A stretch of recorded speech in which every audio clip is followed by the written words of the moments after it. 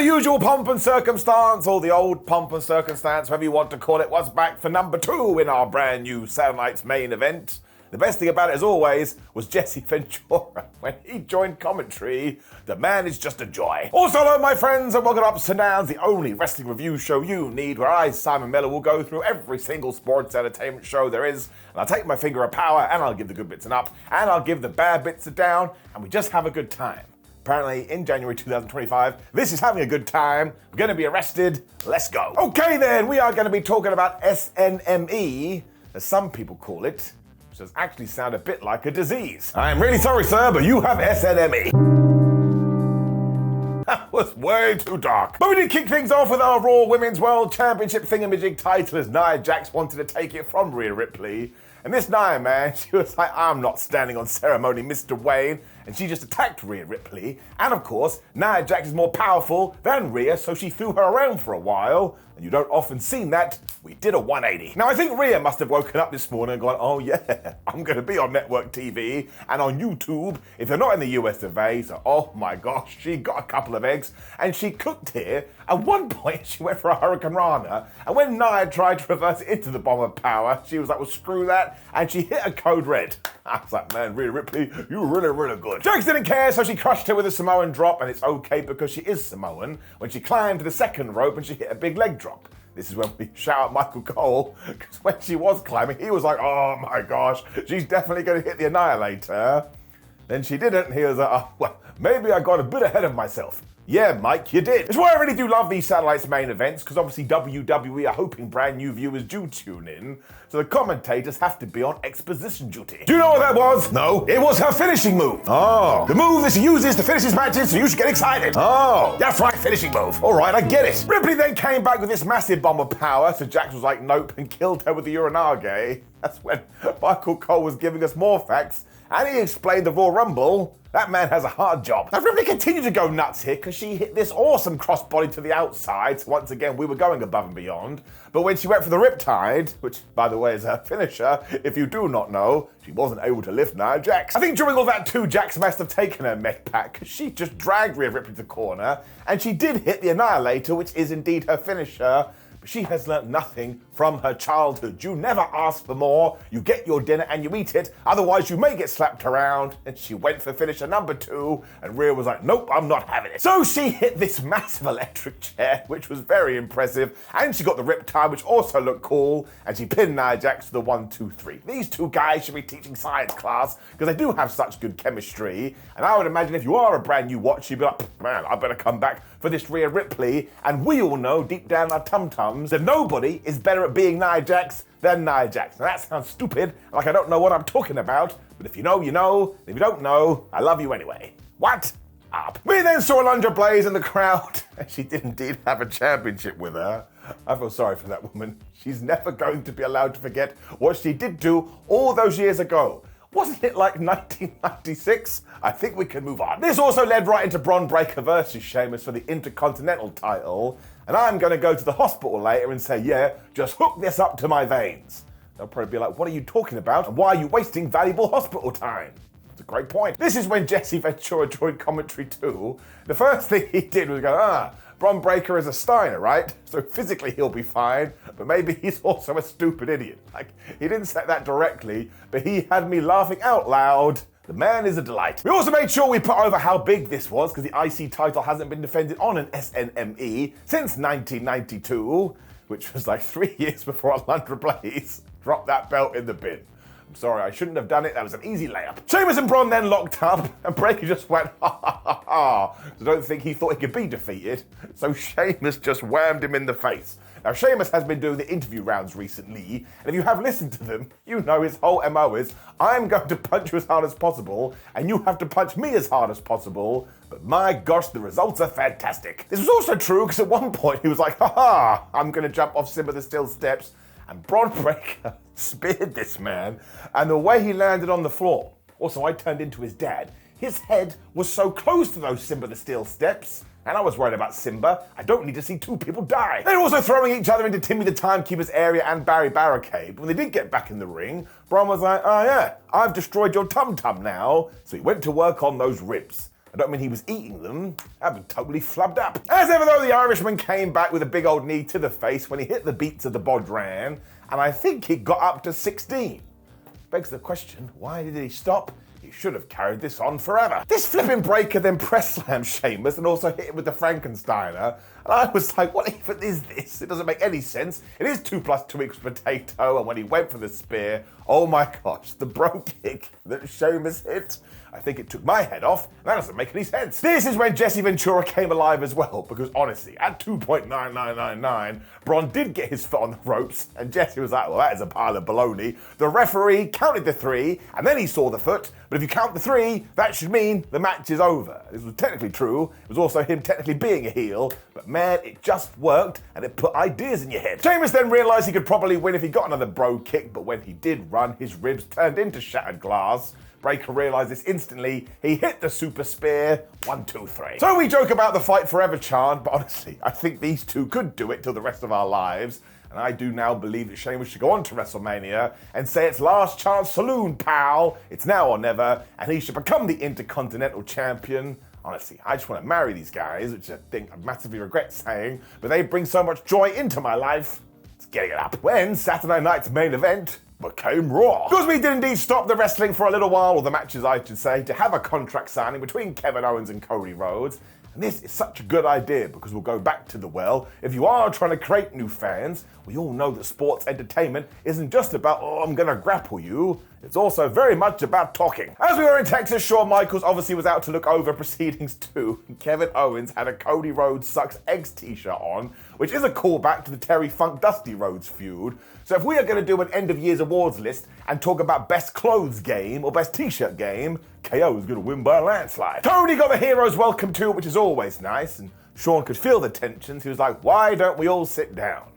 Kevin and Cody looked at him and said, no. Now, HBK made it very clear that Nick Aldis wasn't able to get the job done. That's why he's here tonight, to get the deal signed. When Cody just grabbed the contract and he signed it. That's like, well, he must really like Shawn Michaels. Owens then grabbed the microphone though and said, well, look who it is, Cody Rhodes. I heard what you said about me on SmackDown and I didn't appreciate it. I don't take the easy way out. Once again, you are just lying to your fans. Now that just set Rhodes off because he went totally angry-wangry here. And he was all like, man, I don't even care about you anymore. I'm not even thinking about the Royal Rumble. I am thinking about who I'm going to be taking on at WrestleMania. Now this was a very nice seed planting because you could now go, he's being too arrogant, dude. He's going to make a mistake and maybe he will lose in the ladder match. Kevin didn't care about any of that though because he thinks he's going to win at the pay-per-view. So one of these jabronis is lying. But he also said, Cody, I am going to take everything you have. So I don't know if Cody Rhodes is a landlord, but if you are living in one of his houses or a flat or an apartment, you better get out now, otherwise you could be evicted. Michaels was then done with this and he said, Kevin Owens, man, you just sound jealous. And KO had a meltdown about that.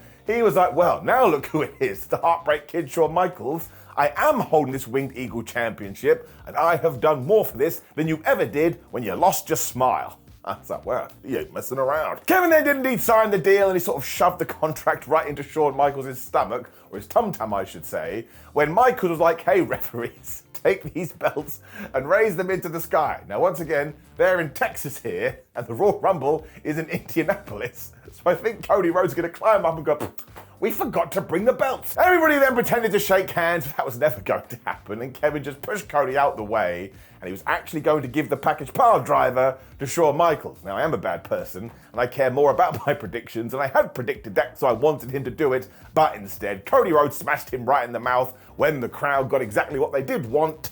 Free pizza for life. That's not true. Shawn Michaels hit the sweet chin music, and fair play to that guy, he can still get the leg up. So you can't say that WWE sometimes doesn't stick to task, but again, what else were you expecting here? Well, actually, no, I do have an asterisk to that I'll talk about in about 8 seconds, but I am going to give it an up. I love the feud. It's always nice to see a legend, and everything just worked exactly like it should have done. However, maybe I've gotten confused, and I get it. You're going to be so mad at me for like, Simon, how did you forget this? But we know the deal. I am stupid. I'm an idiot.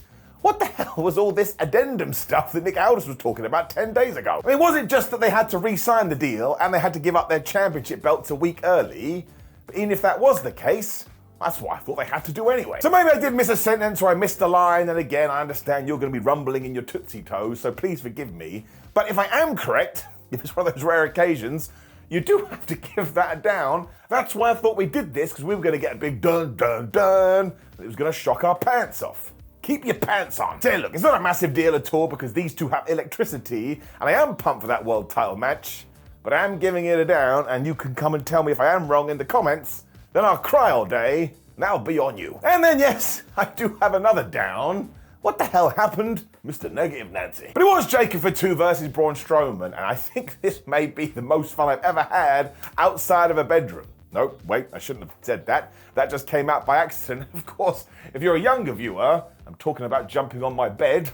Who doesn't like that? The thing is, though, as awesome as this was, and as invested as I was, it ended in a disqualification. Honestly, I was like a balloon that had been popped. I went brrr, which is a very strange sound effect, but it was the same with the people in attendance too.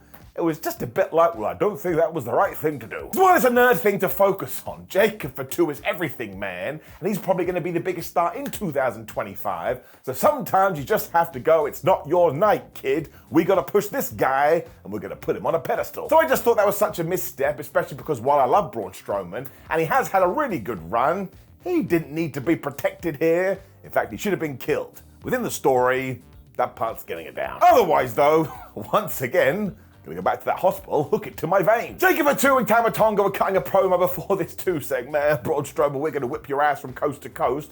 Although at first that didn't work, because it was big men slapping man meat, so they sort of crashed into each other when it was Braun that got Jacob down with a shoulder tackle. Eventually they fell out to the outside as well, which is when Fatu started hitting dives. Do not forget, this man is meant to be a heel. Pfft, yeah, right. Strowman was able to get back into it with a sidewalk slam, but once again they were out the ring, and Braun was doing his choo-choo thing, or his train, you know, choo-choo. But he did this one too many times.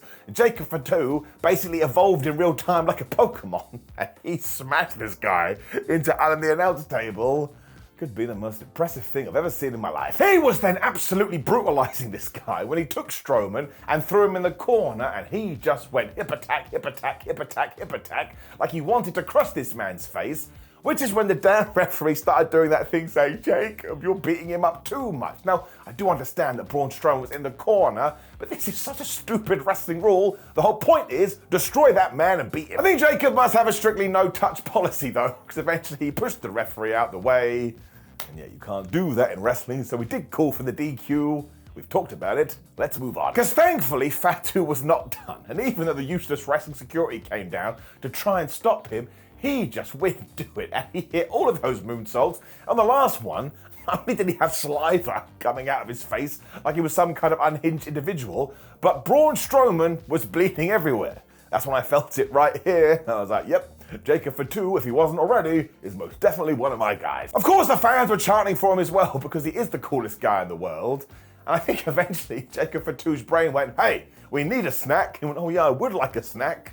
So he just walked off. Otherwise, he would have finished the job. So once again, this guy is just gonna fly in 25, which we should get on a bumper sticker. And we should go to WrestleMania, and he should win the US Championship. He should hold that for ages. When we get to 2026, it's probably time for a world title. Everything here was so fire. Start from the finish that I just thought was unnecessary, but it is going to get a massive up, and ultimately, doing the disqualification is not going to steal away your entertainment. That's just me being a nerd, and a geek, and pretty bald. When we did get to our main event, Jey Uso versus Gunther for the World Heavyweight Championship, and ironically, or coincidentally, this was just old school stuff. We had a super babyface, we had a super heel, they clashed, and everybody had a good time. Gunther absolutely booted this guy's face off to begin with as somebody called John Travolta and said, hey, we've got a sequel for you, which is when the chop started.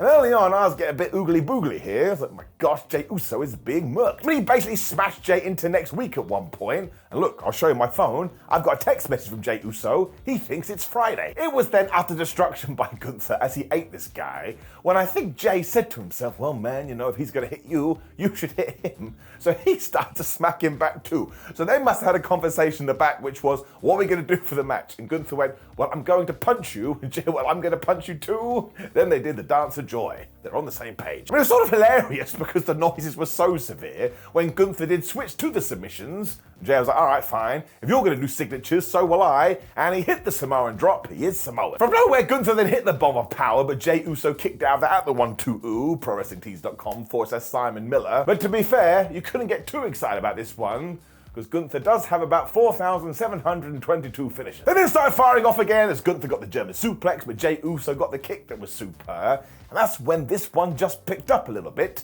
and I felt myself being dragged in. Eventually they were on the top rope because Gunther wanted the superplex, but Jey Uso was able to get the bomb of power. And that is when we got into the good 1-2-oohs. One of this sent me crazy. Because Uso responded in kind from nowhere. He hit Gunther with this spear that did get a great near fall. When he climbed to the top rope, he hit the Uso splash, and he even did the I'm gonna sit my ass in your face pin. And the ref went 1, the ref went 2, and Gunther did kick out. And these fans, I mean, I joke about it, actually went, ooh, they couldn't believe it. I mean, honestly, that could not have been better well timed. Fair play to go, guys. They got me. I thought Jey Uso was going to become the world champion. He also had the idea to just hit one last spear when he basically jumped right into a powerbomb, which was awesome. So Gunther hit another one and he beat him for the 1-2-3. Now, admittedly, maybe the finish was a little bit anticlimactic, but he had been hit with 3 powerbombs in total. But wrestling is all about facial expressions, man. We cut to Gunther and he looked like he had seen a ghost. He sold the whole thing, mission complete. So the last 5 minutes were absolutely fantastic, and yes, listen, down the line on a Saturday night's main event, we do have a lot of them, we're going to have a surprise win for someone, because then retroactively these ones will be even better because we will have planted those seeds. But if you just want to enjoy a terrific, what is essentially TV main event for the World Championship, you cannot get better than this. I enjoy both guys very much. Getting it up. So it was absolutely delicious, which is the wrong word, and yes, once again, you could probably skip this show should you want to, but it's Sunday morning or Saturday night if you watched it live. You just have a good time. You feel good in your tootsie toes, makes you want to dance. Saturday night's main event number 2, getting it up. Now, of course, please do let me know what you thought about the show in the comments below. Like the video, share the video, and subscribe. Click the video on the screen for ups and downs for SmackDown, also featuring this bald idiot, but otherwise, enjoy your weekend, and I'll be back to yell at you next week.